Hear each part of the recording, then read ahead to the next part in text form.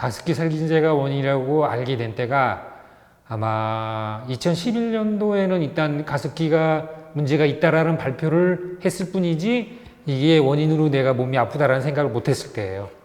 그러니까 그 언론에서 이제 계속 뭐 무슨 독성이 있다 이런 거를 갖다 이제 서서히 발표하기 시작하면서 아마 2014년도인가 15년도 그 이후부터 알게 된 것 같아요. 그 내용을. 가족에 이제 불화가 생기는 이유가 매일 이제 몸을 아프다 그러고 피로하다 뭐 이게 막 이런 이상적인 일이 반복되니까 뭐 이제 수입에 대한 걱정 뭐 그런 것도 있고요.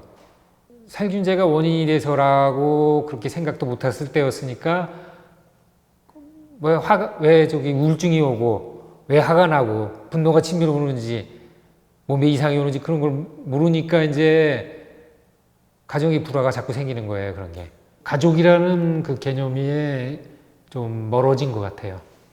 가족이라는 개념에서 단절, 친척간하고도 좀 단절이 되고 대인관계에서도 좀 단절이 되고 가습기 살균제 이후로 폐 이상이 있다라는 걸 너무 늦게 알았어요. 그 검사를 받고 나서 그 가습기 살균제 이제 터지고 나서 늦게 이제 뭐 모니터링 건강 모니터링 이제 뭐 그런 검사를 한 때 알게 된 거예요. 이제 아들하고 아내는 공통된 질병이 천식 그리고 비염 뭐 그런 거는 공통으로 갖고 있고 저만 천식은 없는데 폐 이상이 있다는 거하고 뭐 호흡기 쪽으로 뭐 좀 기도 질환하고 뭐 이런 거 다 전신 질환 저는 그걸 알게 됐을 때는 좀 자책감이 많이 들었죠. 이런 걸 쓰지 않았더라면 이런 일이 발생하지 않았고 내 몸이 이렇게 되지 않았을 텐데 뭐 80세도 살 수 있겠다 그렇게 생각했죠. 근데 가습기 살균제를 겪고 나니까 기대 수명이 이게 65세도 사실 높다고 생각해요. 저는 다른 사람들의 피해를 다 받고 아무래도 젊은 사람도 그렇게 이제 악화돼 갖고 죽는다는 걸 알게 되니까 저도 이제 아마 그렇게 될 수 있을 거라는 생각 때문에 아무래도 기대치가 이렇게 낮게 되는 거죠. 포기한다는 게 너무 많다 보니까 포기해야 될 것도 더 많고 그러다 보니까 좀 삶의 가치가 점점 하락하니까 뭐 자존감이 자꾸 없어지는 거고 삶의 의욕이 점점 아무래도 줄어들게 되겠죠. 자녀에 대한 그 기대치는 사실 없어요. 이제 얘도 똑같이 자녀도 저와 똑같이 같은 과정을 겪을 거라는 걸 생각하면은 그게 제일 안타까운 거죠. 꿈을 접거나 아니면 할 수 있는 일이 제약이 더 빨리 있게 될까봐 그런 게 걱정이 되는 거죠. 안타깝고. 저는 아직 그 인정받지 못했기 때문에 불인정이에요. 그 해당되는 질환이 없어서.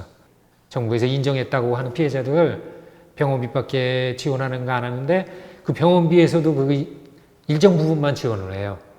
그러니까 이 피해자들은 100%의 지원을 바라고 저기 했는데 거기에 50%도 안 된다는 거죠. 뭐 몇 년 동안 벌써 한 10년 넘게 병원을 왔다 갔다 비용이 계속 들잖아요.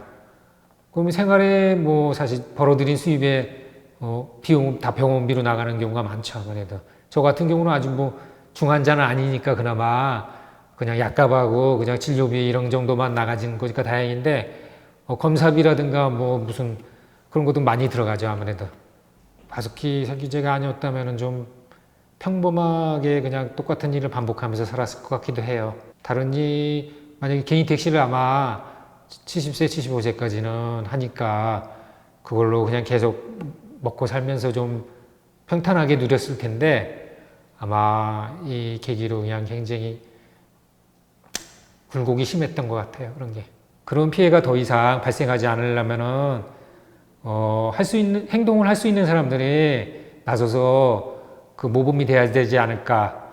가습기 살균제 피해자 문제가 완전히 해결된다고 할 때까지는 제 힘이 남아있는 동안까지는 계속 활동을 하고 싶기는 해요. 지금 바뀌지 않는 제도하고 시스템 때문에 우리가 이렇게 피해를 당했으니까 그거를 갖다 어떻게 변화를 주고 싶은 의욕이 끝까지 남아있을 때까지는 그걸 해야 되겠다라는 생각이 들더라고요. 그런 게.